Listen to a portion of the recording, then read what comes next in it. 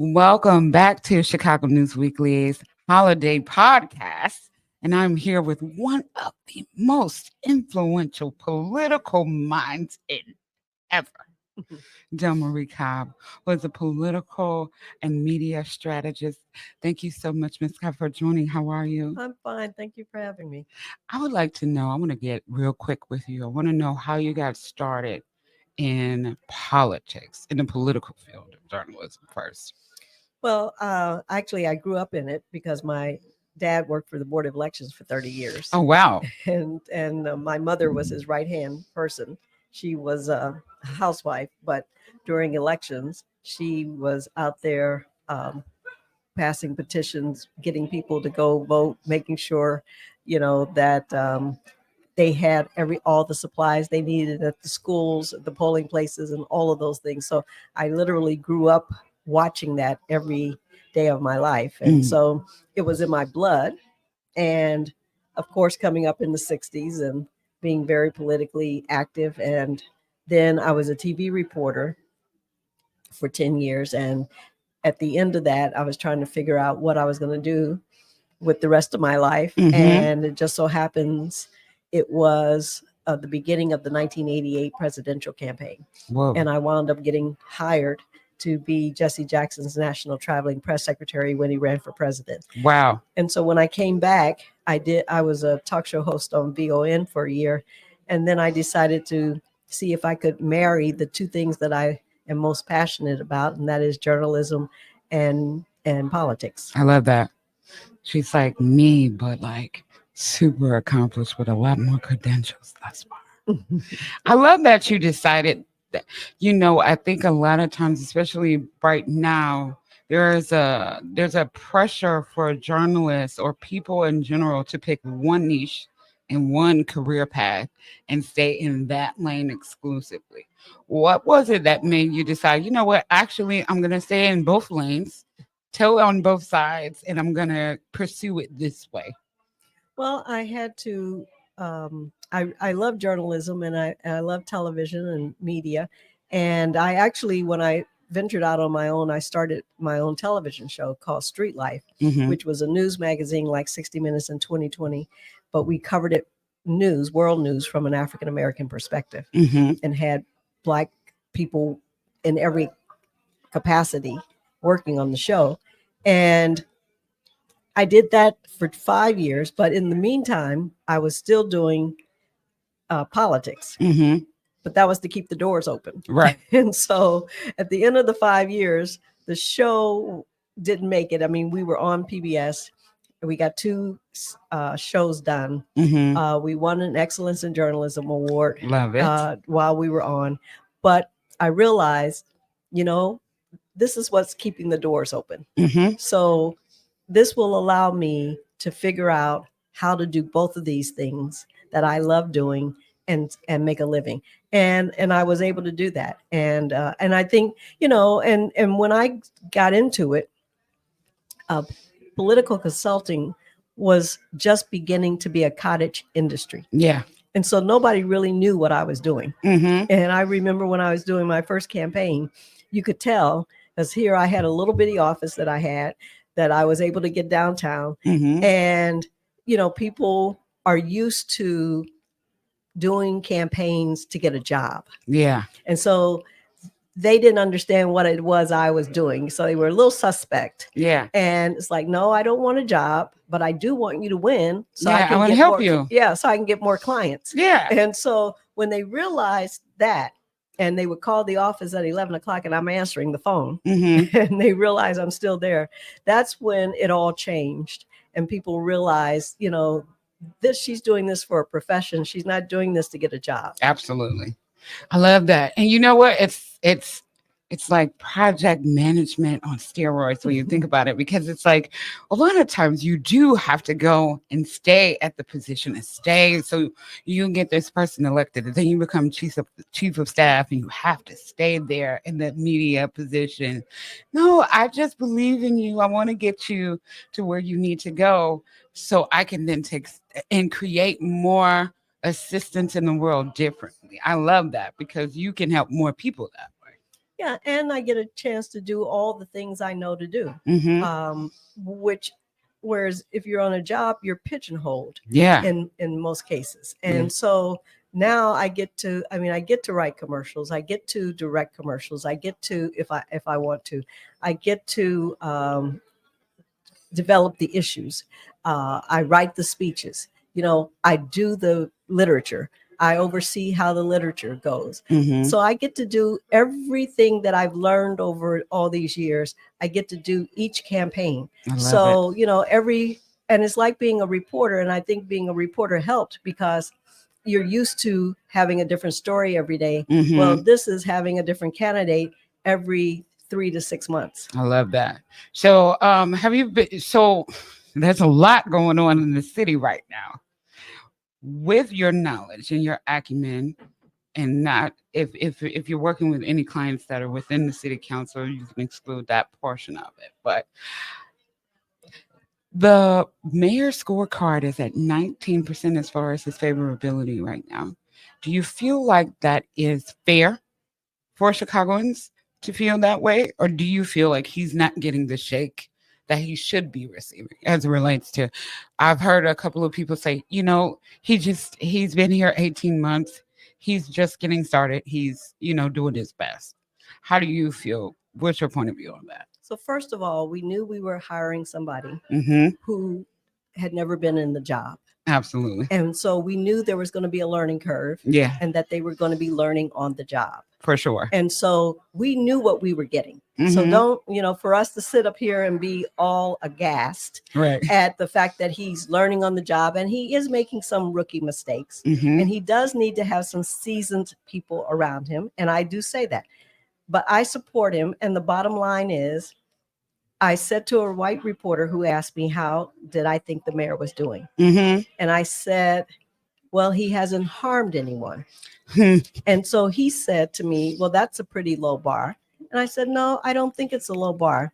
Not when you consider that Daley harmed the Black community by disinvesting in it for over 20 years, Mm-hmm. which is why our communities look like they do today. Yep. And then what he did to our schools, he was the beginning of starving our schools, which is what led Rahm Emanuel then to close 50 schools. Not only did he close 50 schools, he then closed half of the city's mental health clinics. Mm. He allegedly covered up a murder of a 17-year-old kid. He also, the city council, you heard all this about the city council this week, but the city council didn't have any problem voting for the parking meter deal. Right. The city council didn't have any problem voting for the Chicago Skyway deal. Mm. The city council didn't have any problem voting for the $250 million hole that is under Block 37 that never got off the ground, and we're still paying for it in interest. The city had no problem voting for the Michael Reese site at $95 million, for the 2016 Olympics that we're still paying for that. So the city had no problem with those things, but the city is all aghast at the small things, rookie mistakes that Brandon Johnson has made. Yeah. And he's done nothing to harm anybody. Again, what I just said were things that actually harmed the Black community. Mm-hmm. Wow. You see what I mean, yo? She's just amazing. Because you have that knowledge, because you know those things are happening. That is a true statement. I think there are so many people. David Seaton is one of them. He's here somewhere. Really disappointed with the behavior, with the way the mayor is responding. For me, I don't have an opinion either way right now. For those sick of this podcast, but this is somebody that was an activist and a social studies teacher. And there was a turning point in America where we believed that it was okay for someone to have a very high ranking elected position and not be experienced in politics in totality, right? That has been a trend that has been mapped out for several years now. And when you look at what are we all upset about in terms of the school board? Right. When you had a school board, do you think that everybody on the school board under Rahm Emanuel actually voted yes to close 50 schools because they thought it was the best thing to do for the city of Chicago? Or did they do it because they were doing it at the mayor's pleasure? Yeah, 50. Exactly. So nobody had any problems with that. Under Daley, they did all these things under the mayor's pleasure. Yep. So now you've got a black mayor who's under his prerogative. He's decided he wants to put his own people there at a time when we've got an elected school board for the first time ever. The anti-CTU people spent $3.2 million to get their candidates elected. CTU spent $1.2 million to get their candidates elected. We have 4 CTU candidates who made it. We have 3 anti-CTU candidates to make it, and we had 3 independent candidates to make it. I think it came out pretty good, and that's who the mayor has to deal with. Yep. And this is, I think politics is a really interesting thing. And I feel like, me personally, I can talk to you all day because that's not the only question I have. I have lots of questions. So many, actually, that for a holiday party, I want to get you up out of here so you can hang out with us. But if you promise to come back and talk to me, we can continue this discussion because I do absolutely want to learn more about your experience, what you're willing to tell me, because you're consulting, and I know I do consulting as well. So it's like, I'm not gonna give you too much for free now. I understand we're not gonna give too much away, but I do want to talk about political campaigns and the structure that within them, because I personally find the I think that there were some things that I saw in the previous election that made it very simple for me to see the outcome in advance. How was looking at this last presidential campaign for you? Did you see some things where you were like, oh, this might not go well? Well, for either side. Well, I don't know if you know Ben Jarofsky. I do. I love Ben. So Ben said to me after the election, he says, Delmarie, I wanted so badly to have you back on my show to tell you were wrong. He said, but I'm not going to be able to do that because you were right. Because I said, there's no way, although I was going to do everything I could to help. And I did. I went door knocking in Michigan, Kalamazoo, and Benton Harbor. But I said, there's no way a Black woman is going to become president of the United States. America is racist and America is sexist. And if Hillary Clinton, everybody wants it to be about Hillary. But if Hillary Clinton, the most famous woman on the face of the earth, could not become president, what makes us think that Kamala Harris would become president? It's not going to happen. And if you look at the Electoral College votes, Hillary got 227 and Kamala got 226. Hillary ran for 2 years, Kamala ran for 107 days. That's so it wouldn't have mattered. Right. Thank you for saying that. You know what? I think you've set a lot of people free just now. There were so many people. I wrote an article.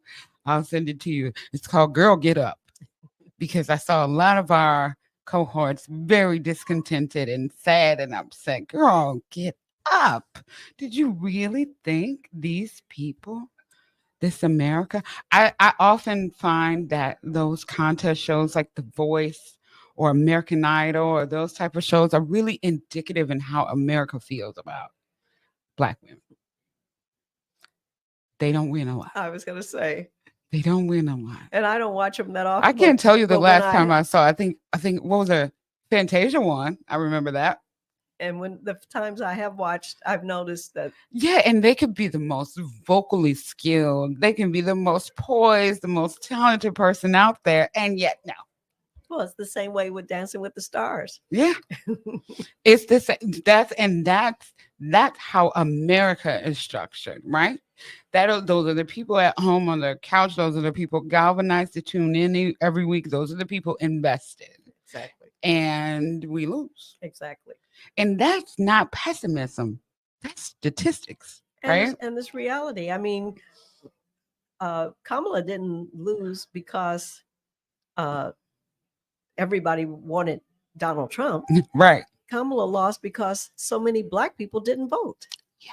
We had 175,000 Black people or people in Chicago who didn't vote. Chicago. We had 6 million across the country who didn't vote. Mm-hmm. So, I mean, I don't know what the racial breakdown of that is, but I'm sure a lot of those were Black people. Yeah. And this notion that we cannot vote because we want to send the Democrats a message. No, that's not. When has that ever worked? It's never worked. We were just talking about third party options today, in the conversation before now, and how people are pushing towards that change. And the person that I was speaking with had spent the entire campaign of the last election season being a for Trump person organization. And but now we're at the discussion point of a third party. I said, so what was the point of everything that you were doing for the last 6 months that was ex-cons for Trump, et cetera, and so forth? I asked him to his face. And I said, was that the end goal for you? Was for you can be pushing towards a third party? He said, yes. I said, I don't know why you didn't do that 6 months ago. Well, I just said just because I knew Kamala Harris couldn't win didn't mean I was going to vote for Trump. That part. Exactly. The number counts. Exactly. It still counts. Yeah, so that's a whole nother thing. But oh my gosh, Ms. Cobb, thank you so much for talking to me. You're welcome. Thank you. I'm so excited to talk to you. Thank you. This is Chicago News Weekly, and this is our CNW Media Holiday Party. I'm here with Delmarie Cobb. Thank you. We are probably done for the night because the party ends in a few. So thank you guys so much for watching us today. Talk to you soon. Bye.